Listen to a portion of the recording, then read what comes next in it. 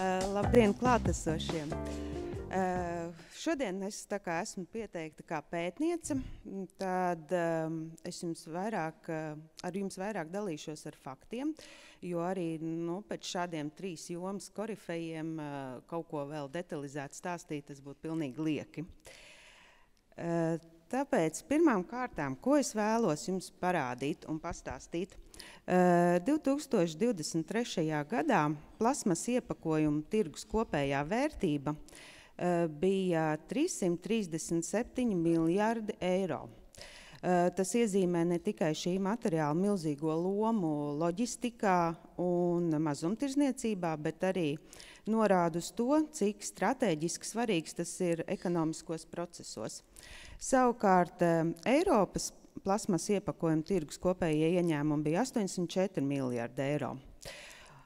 Un plasmas iepakojumu tirgus ieņēmumi, kā jūs saprotat, atspoguļo ne tikai peļņu, bet arī norāda uz industrijas attīstību un plasmas iepakojumu, protams, arī patēriņa līmeni. Aplūkojot ieņēmumus no reģionālā aspekta, Eiropas plasmas iepakojumu tirgus 2023. gadā veidoja 24,9% no kopējiem pasaules ieņēmumiem.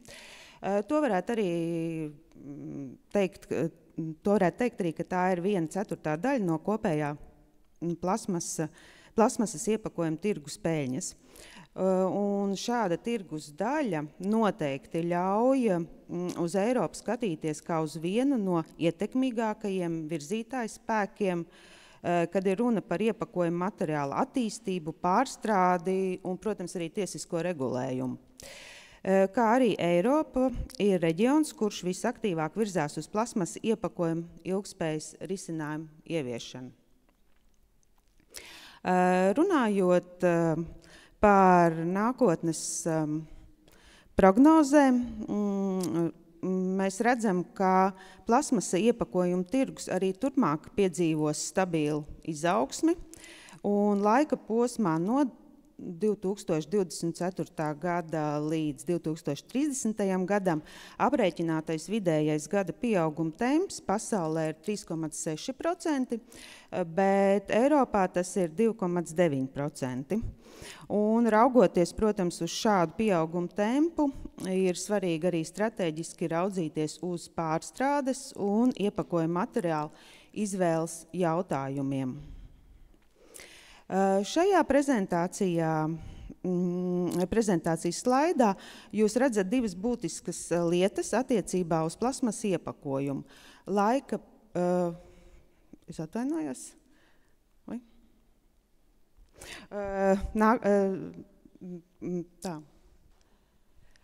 Plasmas iepakojuma kopējais un pārstrādātais atkritumu daudzums laika periodā no 2012. līdz 2022. gadam norāda uz 2 būtiskām lietām. Pirmkārt, kā jūs redzat, kopējais plasmas pieauguma daudzums šajā 10 gadē uz vienu iedzīvotāju ir pieaudzis, un savukārt starpības starp saražoto un pārstrādāto plasmas iepakojumu daudzumu ir palikusi praktiski nemainīga.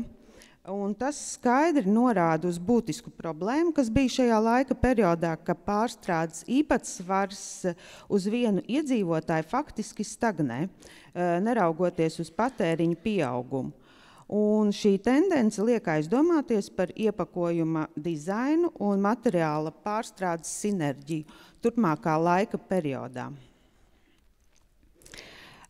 Virzoties no pagātnes nākotnē, vēlos atgādināt, ka mēs dzīvojam laikā, kad plasmas iepakojumu pārstrāde un izvēles kļūst par pienākumu. Un pavisam drīz, kā mēs jau dzirdējām, kļūst par mērķtiecīgu pienākumu ar konkrētiem skaitļiem. Es šeit neiedziļināšos vairāk, jo jomas speciālisti jau izstāstīja, kādi būs šie te mērķi rādītāji konkrētajos laika periodos.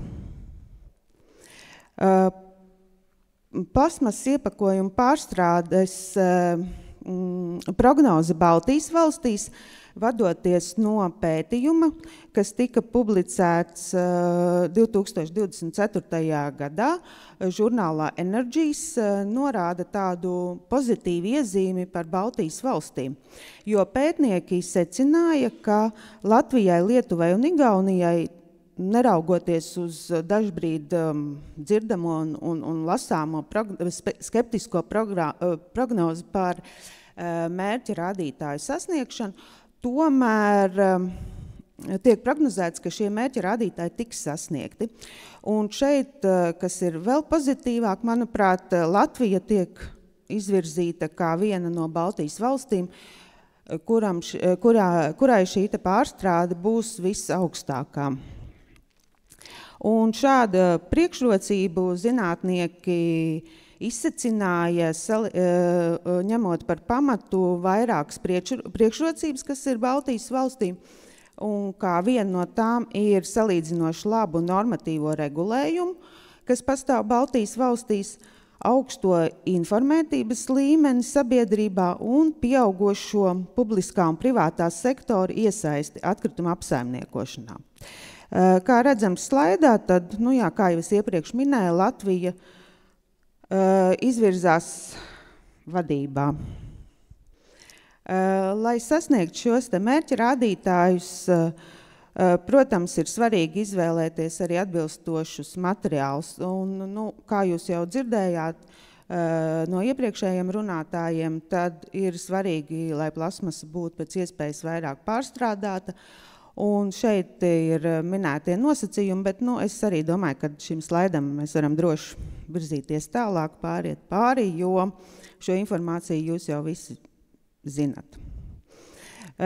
Un šeit ir detalizēti redzamas, kā tas izskatās varbūt tās tā no pētnieka skatījuma par dabas resursu nodokļa likmes plasmas iepakojumam par pārstrādājumu un nepārstrādājumu plasmasu. Bet es te arī neiedziļināšos, jo to jau, kā jau man jāatkārtojas, bet kā jau iepriekšējie runātāji detalizēti izstāstīja šos faktus. Kā mēs redzam, dabas resursa un klimata nodoklis būtībā kopējā nodokļu ieņēmumu īpatsvars kopējā nodokļu struktūrā 2023. gadā nemaz nav tik liels, tie ir 5,74%.